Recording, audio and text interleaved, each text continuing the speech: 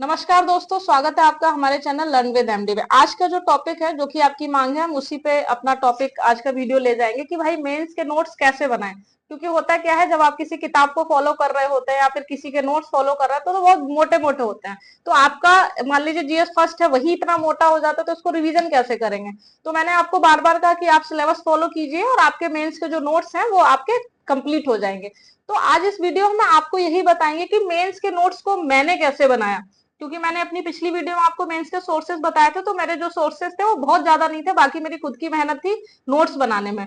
तो ये सबसे इंपॉर्टेंट होता है, क्योंकि आप जब नोट्स बना रहे होते हैं तो आपके खुद के नोट्स होते हैं, तो नो डाउट आपकी समझ विकसित हो रही होती है। जब आप किसी का पढ़ा हुआ पढ़ते हैं तो आप उतना मतलब उतने मन से नहीं कर पाते हैं। तो इसीलिए सबसे ज्यादा मतलब नोट्स बनाने में प्राथमिकता दी जाती है, चाहे वो प्रीलिम्स का हो चाहे मेंस का हो। तो आज हम मेंस को लेके अपनी इस वीडियो में बात करेंगे कि मैंने कैसे टॉपिक को उठाया, फिर उसको सर्च किया, फिर क्या क्या मतलब मैंने किया, वो सारी चीजें मैं आपको इस वीडियो में बताऊंगी। ठीक है, आप इस वीडियो से अंत तक बने रहिएगा। और वही एक बात कहूंगी कि आप हमारे चैनल से जुड़े रहें, उसके लिए आप चैनल को सब्सक्राइब कर लेंगे, और आपको वीडियो अच्छा लगता है तो आप चैनल मतलब वीडियो को एक बार जरूर लाइक करेंगे। ठीक है, चलिए तो अब हम देख लेते हैं कि भाई मेंस के नोट्स हम कैसे बनाएं। उससे पहले जो इम्पोर्टेंट बातें हैं वो कर लेते हैं। जैसे आपका है कि भाई मेंस के नोट्स बनाने के लिए सबसे इम्पोर्टेंट हो जाता है कि सोर्सेस क्या हों।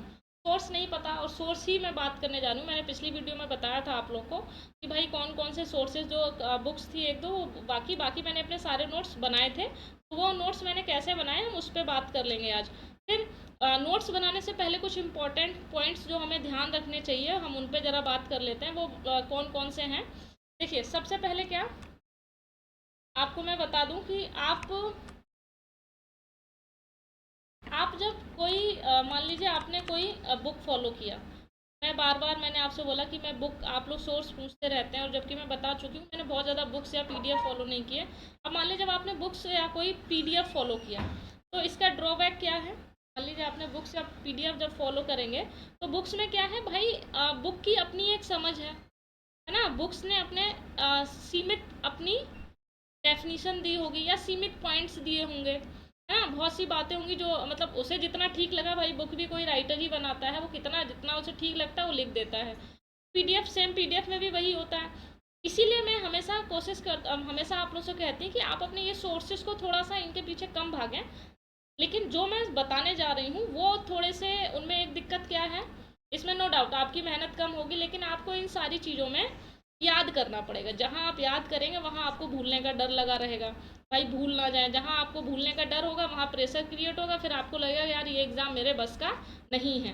तो बस इसीलिए मेरा जो तरीका है वो आपको बहुत हेल्प करेगा मेंस के नोट्स में।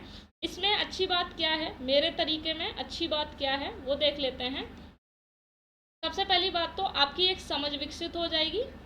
आप मेंस में वो क्वेश्चन कर पाएंगे जो नहीं आ रहे, ना आते हुए क्वेश्चन भी आप कर ले जाएंगे, क्वेश्चन भी आप कर ले जाएंगे, है ना। दूसरी बात क्या है, आपके टू द पॉइंट्स रहेंगी चीज़ें, टू द पॉइंट्स रहेंगी। दूसरा क्या, आपका नोट्स बहुत पतला रहेगा, आपका नोट्स मोटा नहीं रहेगा। तो ये सारी चीज़ें हैं। आप जब इस तरीके को देखेंगे तो आप कहेंगे कि हाँ, इन छोटी छोटी चीज़ों पे जनरली कोई बात नहीं करता, इसलिए यूपी पीसीएस और बाकी के एग्ज़ाम उनको इतने टफ लगते हैं, जबकि ऐसा है नहीं। ठीक है, चलिए अब हम बात कर लेते हैं कैसे कैसे क्या चीज़ें करेंगे। अब आप देख लीजिए, अब जैसे क्वेश्चन है पहला ही, जैसे मान लीजिए अब मैं थर्ड पेपर के लिए जो चीज़ें हैं मैंने कैसे बनाई। मान लीजिए भारत में आर्थिक नियोजन, क्वेश्चन पूछा क्या गया, भारत में आर्थिक नियोजन, इसका उद्देश्य पूछा गया और उपलब्धियां। यहाँ से चीज़ें खत्म हो गई। अब मैंने क्या किया, मैंने अ, इसका सहारा लिया। भाई मैंने यहाँ पहले से ही डाल रखा है, आप अपना डाल लेंगे। मैंने डाल लिया आर्थिक नियोजन, मैंने यहाँ टाइप कर रखा है। मैं यहाँ चली जाऊँगी, हिंदी वाले हिंदी रहेंगे और इंग्लिश वाले अपना जो भी है इंग्लिश में अपना देखेंगे। ठीक है, अब जैसे आर्थिक नियोजन डाल लिया, अब मैं यहाँ पे भी आर्थिक नियोजन डाल लेती हूँ। आर मैंने इसको कॉपी कर रखा है, क्योंकि जो चीज़ें आप यूट्यूब में जो जितना हिंदी दिखाएंगे उतना ही सर्च होके आएगा। यहीं आप इसको इंग्लिश में डाल लेंगे आर्थिक नियोजन तो कुछ और खुलेगा। तो जब आप हिंदी कर रहे हैं तो प्रॉपर हिंदी शब्दों का ही प्रयोग करें। ठीक है, अब जैसे आर्थिक नियोजन डाल लिया, अब मैं यहाँ पे भी आर्थिक नियोजन डाल लेती हूँ। आर मैंने इसको कॉपी कर रखा है, क्योंकि जो चीज़ें आप यूट्यूब में जो जितना हिंदी दिखाएंगे उतना ही सर्च होके आएगा। यहीं आप इसको इंग्लिश में डाल लेंगे आर्थिक नियोजन तो कुछ और खुलेगा। तो जब आप हिंदी कर रहे हैं तो प्रॉपर हिंदी शब्दों का ही प्रयोग करें। ठीक है, अब देखिए आर्थिक नियोजन, हम नीचे जाएंगे, हम ऐसे साइट को चुनेंगे जो लग रहे होंगे कि गवर्नमेंट के हैं, ठीक है। जैसे अब आप ये छोटा सा वीडियो है, आप इसको देख लेंगे, है ना। छोटे छोटे वीडियो देखेंगे ताकि आपकी चीज़ें क्लियर हो जाएं। और यहाँ आपका जो फोकस रहेगा, आपका यहाँ बार बार मैं यहाँ कहूँगी कि आपका यहाँ फोकस रहेगा मेंस के नोट्स बनाने पर। आपका जो मेन फोकस रहेगा आपकी समझ पर, आपने किसी चीज़ को कितनी अच्छे से समझा है, आपकी समझ पर। आपके नोट्स आपकी समझ के हिसाब से होने चाहिए, आपके समझ के हिसाब से होंगे। ये नहीं कि आप जो कॉपी है पेस्ट कर दिया, नहीं, आप उसको पहले समझिए, ठीक है। और जब आप समझेंगे तो उसमें भी आपको वो चीज़ें ठीक लगेंगी तो आप उसको कॉपी पेस्ट कर। लेकिन इम्पॉर्टेंट क्या है, आपकी समझ। आपकी समझ जब विकसित हो जाएगी तो आप उसका प्लस और नेगेटिव ही ज़्यादातर पीसेस में पूछा जाता है, तो आप प्लस नेगेटिव या फिर इधर उधर की भी चीज़ें पूछी गई तो आप कर ले जाएंगे। जहाँ आपने कॉपी पेस्ट वाला सिस्टम किया वहाँ दिक्कत हो जाएगी। अब जैसे देखिए ये भी 51 मिनट का वीडियो, हम इसको नहीं जाएंगे। हम देखेंगे क्या कुछ गवर्नमेंट का कुछ है या फिर ऐसा जो वीडियो दिख रहा हो कि हाँ ठीक ठाक कम व्यूज़ हैं लेकिन इसमें अच्छी बात कही गई होगी। जैसे एक तो ऊपर ही हो गया आपका, ठीक है। जैसे मान लीजिए एक ही आर्थिक नियोजन ये वाला हो गया, ये वाला जो आप देखेंगे एक ही ये हो गया। दूसरा आप चाहें तो ये, आप चाहें तो ये स्टडी IQ का है, आप इसको भी देख लेंगे। अगर आपको लग रहा है नहीं समझ में आया तुरंत ख़त्म करेंगे, आगे बढ़ेंगे। ये नहीं कि आप पूरा सुनने बैठ रहे हैं, आपको स्टार्टिंग में ही चीज़ें समझ में आ जाती हैं, हाँ भाई इस वाली वीडियो में चीज़ें ठीक होंगी। हम नीचे जाएंगे, ठीक है, हमको जहाँ चीज़ें ठीक लगेंगे हम उसको देखेंगे। इनका एक बार इनका देख लेना, आर्थिक नियोजन इन्होंने कैसा क्या समझाया है, ठीक है। और गवर्नमेंट का थोड़ा सा देखेंगे, कुछ गवर्नमेंट टाइप का मिल जाए। अब जैसे कोई एक ये महोदय थोड़े से ठीक लग रहे हैं, एक बार इनका देख लेंगे। मतलब वो आपके ऊपर है कि आप किस किस को देख रहे हैं। इंग्लिश वाले इंग्लिश को फॉलो कर लेंगे, ठीक है। अब हम इधर आ जाते हैं। मैंने ऐसे ही किए, जैसे भाई मुझे जो ठीक लगा मैंने दो तीन, एक टॉपिक को आपको बहुत मतलब मेहनत है उसमें। मान लीजिए इसको मैंने एक दो बार सुना, ठीक है, अच्छा लगा, बस समझ लिया। यहाँ यूट्यूब का केवल समझेंगे, आंख बंद करके आप लेटे हैं, चल रहे हैं, टहल रहे हैं तो केवल समझेंगे, इसका नोट्स बनाने नहीं बैठ जाएंगे, ठीक है। तो आपने यूट्यूब से समझ लिया कि अच्छा ये टॉपिक है, इसकी बात हो रही है। अब यहाँ पे चले गए, आप चले गए यहाँ पे गूगल पे, आपने सर्च किया आर्थिक नियोजन। तो आर्थिक नियोजन क्या कह रहा है भैया कि आर्थिक नियोजन संसाधनों के आवंटन का एक तंत्र है। मतलब सीधा सीधा क्या भाई, हमारे यहाँ जितने भी संसाधन हैं उनको कैसे आवंटित किया जाए उसकी एक व्यवस्था है, उसका एक सिस्टम है, दैट इज आर्थिक नियोजन। अच्छा, अब हमको क्या समझ में आया, अच्छा आर्थिक नियोजन मतलब हमारे यहाँ पे जितने भी संसाधन हैं उनका एक व्यवस्थित तरीके से जो आवंटन है वो हमारा आर्थिक नियोजन है। बस कहानी खत्म। आपको यहाँ साफ समझ में आ गया आर्थिक नियोजन क्या, संसाधनों का आवंटन, है ना। जैसे मान लो हमारे देश में जितने भी संसाधन हैं उनको कैसे आर्थिक रूप से उनका जो मतलब जो भी संसाधन है जो हमें आर्थिक मदद करते हैं या जिनका एक आर्थिक वैल्यू होता है उनका आवंटन का एक तंत्र, ठीक है। इतनी बात होगी हमको, बस अब हमको ज़्यादा नहीं, हमने अपनी समझ ली, बात खत्म हो गई। अब एक टॉपिक कंप्लीट हो गया। अब तुरंत क्या पूछा गया है, आर्थिक नियोजन उसके उद्देश्य क्या हैं। अब तुरंत इधर आएंगे, आर्थिक नियोजन हमने चूंकि अपना समझ लिया ये, अब हम इसको सर्च करेंगे के उद्देश्य, सीधे के उद्देश्य डाला।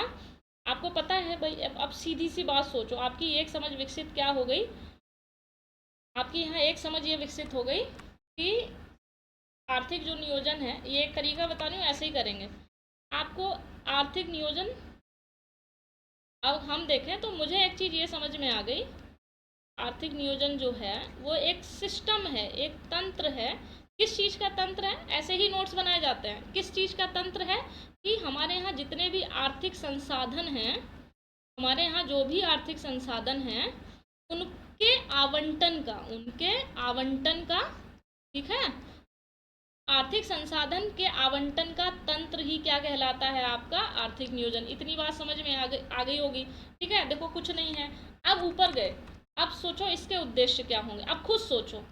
अब हमेशा जब भी सोचना हो तो थोड़ा सा सरल लेवल पे सोचो। अब सपोज करो आप अपने घर में हैं, आपके घर में मान लो मतलब एक कोई फैमिली है, इस फैमिली के 4 सदस्य या 5 सदस्य मान लिए, है ना। अब एक के कोई संसाधन रहे होंगे, अब एक के संसाधन को इन सब में बांटा जाएगा तो उससे क्या क्या होगा, एक क्या निकल के आया कि भाई क्या होगा, समानता आएगी, सामाजिक समानता या सामाजिक सशक्तिकरण आएगा।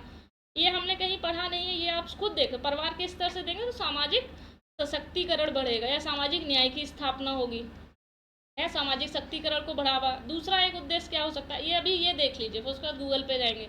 दूसरा क्या होगा भाई, सामाजिक न्याय, भाई हर एक व्यक्ति को समाज के स्तर पर न्याय मिलेगा आर्थिक संसाधनों में। दूसरा क्या होगा, दूसरा आप और अपने घर परिवार में देखेंगे तो मतलब इस तरीके से आपको सोचना है पॉइंट, है ना। और इसके उद्देश्य क्या होंगे, घर में भाई सबके संसाधन मिल जाएंगे तो सबको एक तरीके से एकता बनी रहेगी, हमारी एकता बंधुता बनी रहेगी, एकता या बंधुता भी बनी रहेगी, है ना। वो बढ़ावा मिलेगा, है ना। आर्थिक नियोजन मतलब अब, है ना। अब इसी के विपक्ष में अगर आप चले जाएंगे तो क्या होगा, सामाजिक मतलब सामाजिक न्याय को में कमी आएगी, है ना। सामाजिक सशक्तिकरण कमजोर होगा अगर इसका वो देखें। अब यहीं आपने जब गूगल पे सर्च किया तो आप देख रहे होंगे आर्थिक नियोजन के उद्देश्य, राष्ट्रीय आय में तेजी से बढ़ोतरी। क्या आप देख रहे हैं कि भाई हाँ, जो राष्ट्रीय आय, अब राष्ट्र के स्तर पर देख रहे हैं कि भाई तेजी से बढ़ोतरी होगी। जैसे हमने यहाँ देखा था जब सबको मिल गया, मान लो ए है, ये एक हो गया, ये दूसरा बच्चा, ये तीसरा बच्चा, ये चौथा बच्चा, ये पांचवा बच्चा। अब इसको छोटे लेवल पे परिवार के स्तर से, इन्होंने पहला क्या बोला कि राष्ट्रीय आय में तेजी होगी। अब मान लो ए बच्चा है, अब सबको अलग अलग बांटते तो झगड़े खत्म होंगे, तो पता चला ए ने अच्छा काम कर लिया, बी ने थोड़ा कम किया, और ये सब 3 नाकारा है मान लो, है ना, या 2 ना, जो भी है कहने का तरीका है ये कि भाई इससे क्या होगा, राष्ट्रीय आय में तेजी से वृद्धि होगी, है ना। तो अब आपको क्या एक आइडिया होगा कि हाँ भाई ये तो सही है, बचत और निवेश बढ़ेगा। जहाँ जहाँ जब चीज़ें बढ़ जाएंगी तो भाई हर व्यक्ति अपने स्तर से काम करेगा, तो भाई सब व्यक्ति बचत करना चाहेंगे, है ना। अब यहाँ पे सबको अलग अलग मिल गया, सब अपने हिसाब से अपनी क्षमता के हिसाब से काम करेंगे और आगे बढ़ेंगे, है ना। ये हो गया। तीसरा क्या हो रहा है, आय में असमानता, मैंने वही बोला है कि आय में असमानता भी कम होगी, जो सबसे बराबर मिले। क्षेत्रीय विकास को संतुलित करना में हेल्प मिलेगी, मतलब जो क्षेत्र का विकास है वो संतुलित रूप से, ये नहीं कि किसी का विकास कर दिया किसी का नहीं किया। रोजगार के अवसर पैदा होंगे जब इतनी होगी, आत्मविश्वास बढ़ेगा, गरीबी खत्म। अब आप अपने पॉइंट सोचते चले जाएं, आप अपने पॉइंट से भी, अब इसमें ऐसा कुछ याद करने वाला नहीं है, ठीक है। और भैया और आपको जानना है तो भैया लो, हमने इधर कर लिया है ना। हमको इसमें क्या है, सर्वोत्तम उपयोग कर पाएंगे किसका, बेकार पड़े साधनों का सर्वोत्तम उपयोग, उत्पादन में वृद्धि होगी, औद्योगिकरण को विकास मिलेगा, मतलब बढ़ावा मिलेगा, ये सारी चीज़ें। तो आपका ये टॉपिक आपने तुरंत बनाया, टू द पॉइंट्स, आपने टू द पॉइंट सब बना लिए उद्देश्य। आप 10-12 पॉइंट आप ऐसे ही 10 कम से कम 12 पॉइंट लिख ले जाएंगे, और एकदम सीधा सीधा सामाजिक शक्तिकरण को बढ़ावा, सामाजिक न्याय की स्थापना, एकता बंधुता को प्रोत्साहन, सीधा, ऐसा नहीं कि अब आप चाहिए पाइए पता नहीं क्या क्या, वो सारी चीज़ों से बचना, ठीक। अब दूसरा हमारा टॉपिक क्या था, हमने आर्थिक नियोजन समझ लिया, उद्देश्य समझ लिया। अब उपलब्धियाँ, आर्थिक नियोजन की क्या क्या उपलब्धियाँ रही हैं। अब हम तुरंत यहाँ जाएंगे, हमने जहाँ उद्देश्य किया था हम तुरंत उपलब्धियों पे चले जाएंगे कि उपलब्धियाँ, देखिए नीचे कहीं आ रहा है कि विशेषताएं की, मैं इसको हिंदी से जरा टाइप कर लूँ, की उपलब्धियाँ की उपलब्धियाँ।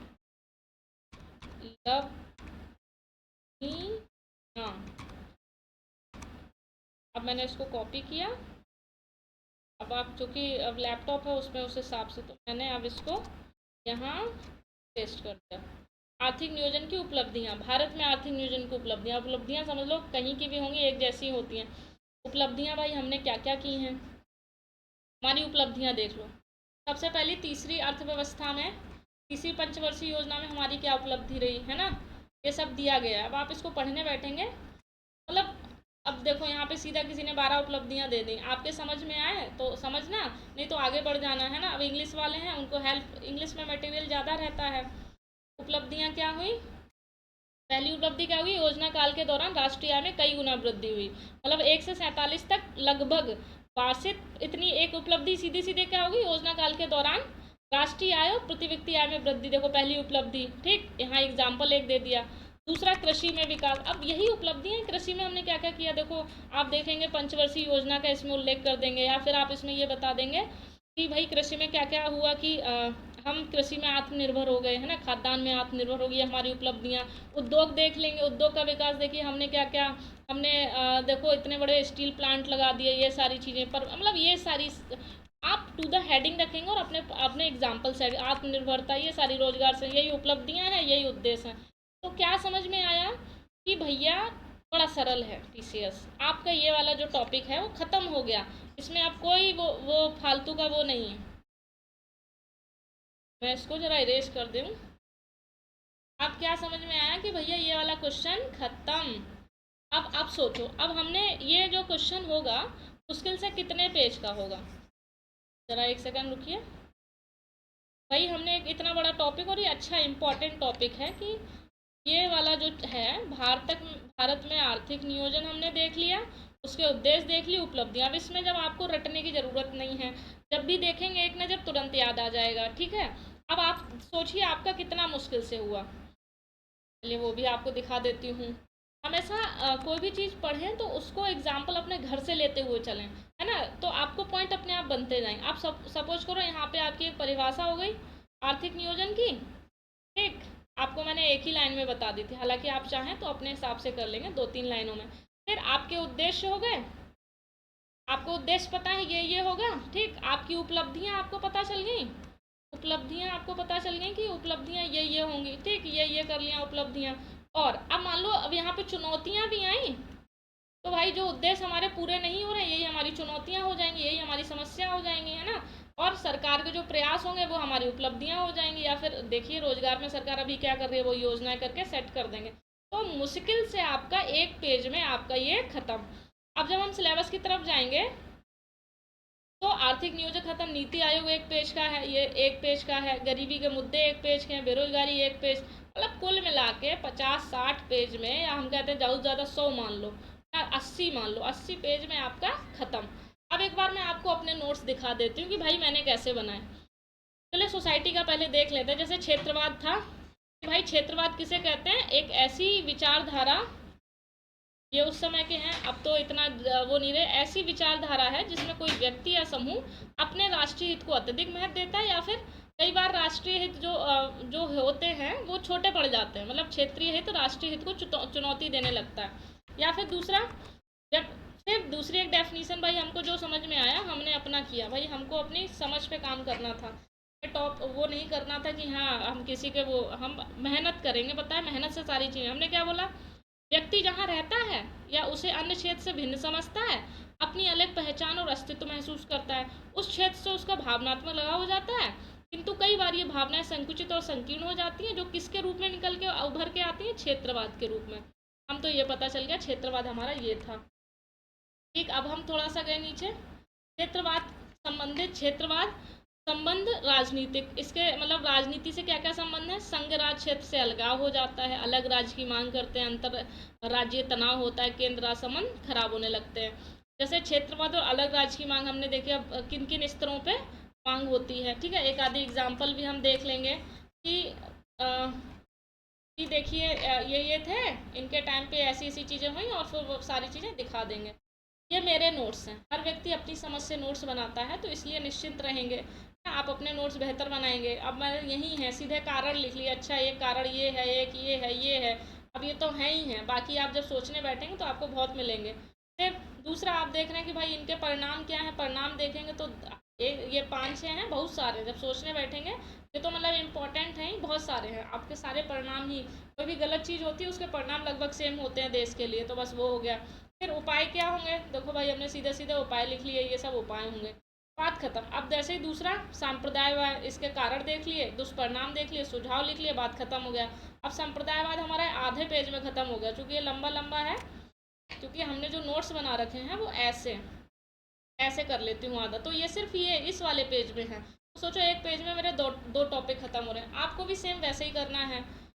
अब जैसे मान लो हमने पॉलिटी का था, सिविल सेवा में सुधार सीधा है, तो भाई हमने सीधा सीधा बनाया, सिविल सेवा में सुधार की ज़रूरत क्यों है, जवाबदेही, ताकि जवाबदेही को लेके, और मतलब एक पूरा था कि भाई सिविल सेविक हो वो कार्य के प्रति प्रत्यक्ष रूप से कार्यपालिका के प्रति जो होता है वो होता है, लेकिन इसकी जवाबदेही इसके प्रति होती है, जनता के प्रति सीधे नहीं होती है। तो संसदीय लोकतंत्र में ऐसी व्यवस्था है, उच्च पदों पर चयन दक्षता के स्थान पर निष्ठा का भाव आने लग जाता है।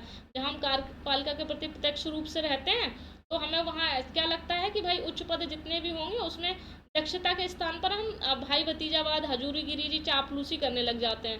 तो कोशिश ऐसी करनी चाहिए, इनको जनता के प्रति सीधे जवाबदेह बनाएंगे तो ये किसके प्रति, जब जब जनता के प्रति जवाबदेही होंगे तो भाई यहाँ इनको दक्षता ही इनकी काम आएगी, यहाँ पे इनकी चापलूसी काम नहीं आएगी।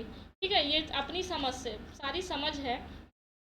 अब भाई चुनौतियां हमने देख ली कि भाई आर्थिक समृद्धि, शहरीकरण, ये सब चुनौतियां हैं। क्यों? क्योंकि भाई आज के समय ऐसी आर्थिक समृद्धि की बात हो गई है कि सब चाहते हैं कि भाई हमारे पास खूब हो।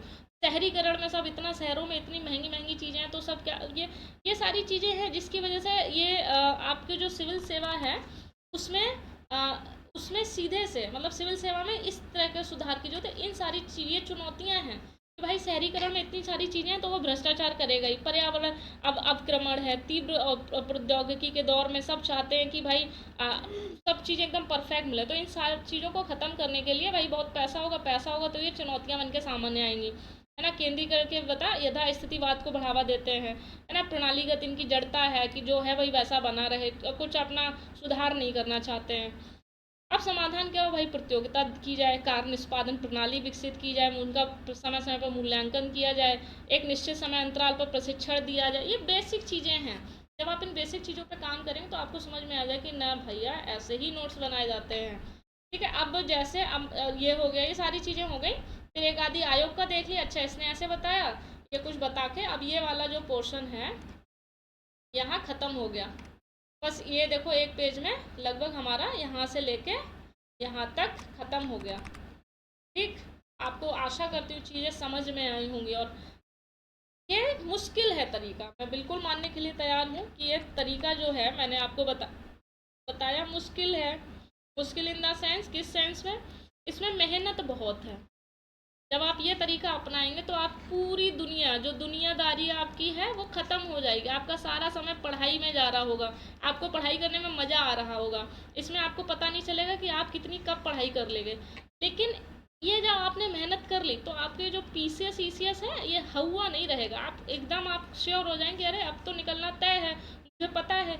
इसीलिए मैं बार बार कहती हूँ सिलेबस सिलेबस सिलेबस, क्योंकि सिलेबस में सारी चीज़ें हैं, बस उनका ऐसे ही नोट्स बनाओ। इसमें मेहनत ज़रूर है, लेकिन आप यही 2-3 महीने में अपना अगर ऐसे नोट्स बनाएंगे तो आपके perfect notes to the syllabus हो जाएंगे, सिलेबस के हिसाब से। फिर आपके क्वेश्चन कहीं नहीं जा रहे। फिर आपको क्या करना है, बस बेहतरीन तरीके से आंसर राइटिंग सीख लेनी है।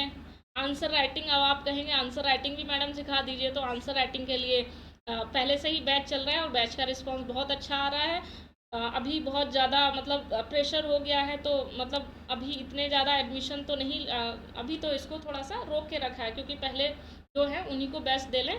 बाकी देखते हैं, इस पर बात करेंगे बाद में। ठीक है, आंसर राइटिंग भी बहुत आसान है, क्योंकि बाकी के जो बच्चे कर रहे हैं उनको पता है। आंसर राइटिंग बहुत हुआ नहीं रह गया। आंसर राइटिंग बस ऐसे नोट्स बना लो और भैया खूब जैसे मैं आंसर राइटिंग कराऊँ वैसे कर लो, बस मेंस तो आपका कंप्लीट। आप वो भी बहुत अच्छे मार्क्स के साथ, गुड मार्क्स के साथ आप अपना मेंस कर ले जाएंगे, ये गारंटी है। क्योंकि ये गारंटी किसकी है, आपकी मेहनत की। जब आप मेहनत करेंगे तो आपको मेरी या किसी की ज़रूरत नहीं होगी पूछने की कि मैडम या सर हमारा सिलेक्शन होगा कि नहीं होगा। आप खुद कहेंगे कि मेरा सिलेक्शन होगा, मुझे किसी की ज़रूरत नहीं है, मेरा चयन तय है। ठीक है, बाकी चलिए बहुत थोड़ी सी वीडियो लंबी होगी, लेकिन ये वीडियो आपके जीवन में बदलाव लाएगी, ये मेरी पूरी आशा है और ये आप भी जानते हैं। अगर आपको चीज़ें अच्छी लगी हो तो लाइक ज़रूर करेंगे। आपका ये लाइक है जो मुझे मोटिवेट करता है। बाकी हमसे जुड़ने के लिए बहुत बहुत धन्यवाद। ऐसे ही जीवन में अच्छा करें और अपने मेंस के नोट्स तैयार करके अपने पीसीएस का जो ड्रीम है तो उसको कंप्लीट करें, क्योंकि पीसीएस का सपना कोई भी देख सकता है। इसके लिए कोई विशेष समूह की आवश्यकता नहीं है। ठीक है, आपका सपना हो सकता है किसी का भी। चलिए फिर इसी वीडियो को हम यहीं ख़त्म करते हैं। हमसे जुड़ने के लिए थैंक यू सो मच।